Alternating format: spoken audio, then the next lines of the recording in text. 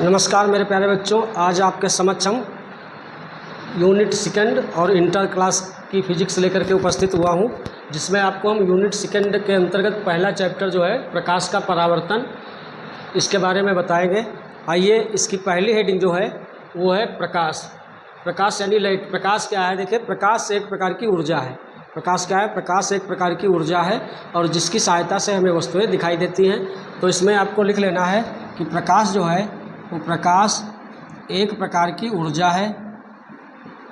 प्रकाश एक प्रकार की ऊर्जा है। Light is a energy of one type. प्रकाश एक प्रकार की ऊर्जा है जिसकी सहायता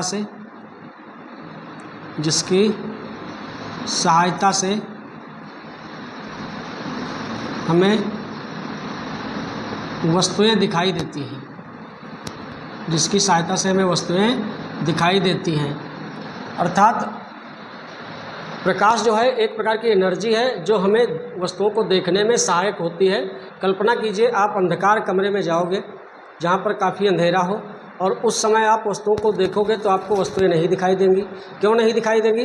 क्योंकि तुम्हारी आँखों को देखने के लिए एक प्रकार की ऊर्जा की आवश्यकता पड़ती है और जब तक आँखों को वह ऊर्जा नहीं मिलेगी तब तक तुम्हें वस्तुएं दिखाई नहीं देंगी। जैसे जो सूर्य का प्रकाश है, तो सूर्य के प्रकाश में यानी सूर्य के प्रकाश की किरणों को हम विद्युत चुंबकीय तरंगे कहते हैं। जो सन है हमारा, सन से जो हमें प्रकाश की किरणें या प्रकाश मिलता है वो प्रकाश किरणों को हम क्या कहते हैं? विद्युत चुंबकीय तरंगे कहते हैं। विद्युत चुंबकीय तरंगे इसलिए कहते हैं क्योंकि सूर्य के प्रकाश की किरणों में वैद्युत क्षेत्र तथा चुंबकीय क्षेत्र के कंपन एक दूसरे के लंबवत होते रहते हैं। सूर्य की किरणों में वैद्युत क्षेत्र तथा चुंबकीय क्षेत्र के कंपन एक दूसरे के लंबवत होते रहते हैं। तो वैद्युत क्षेत्र के कारण सूर्य के प्रकाश में प्रकाश ऊर्जा होती है।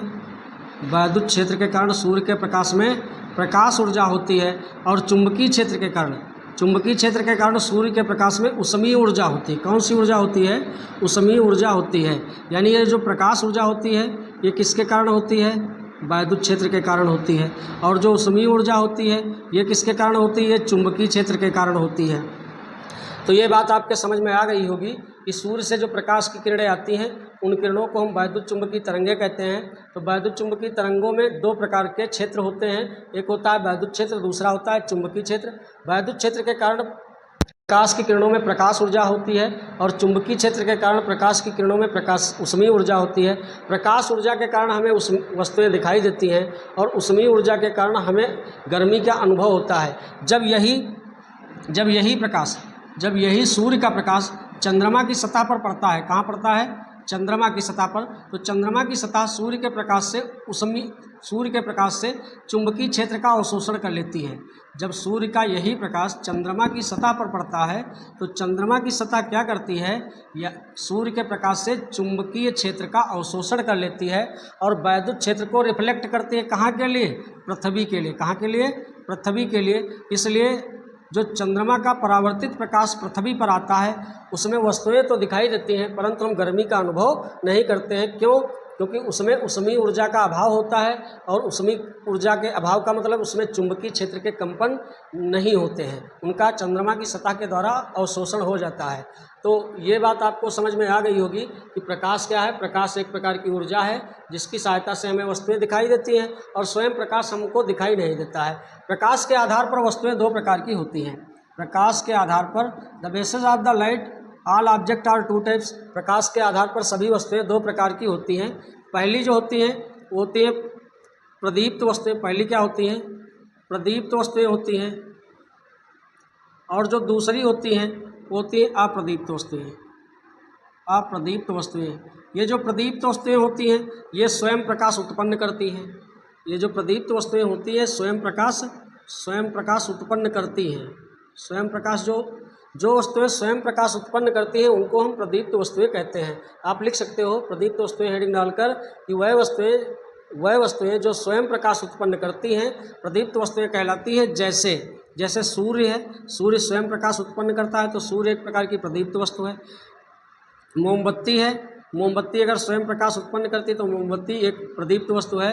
लालटेन है,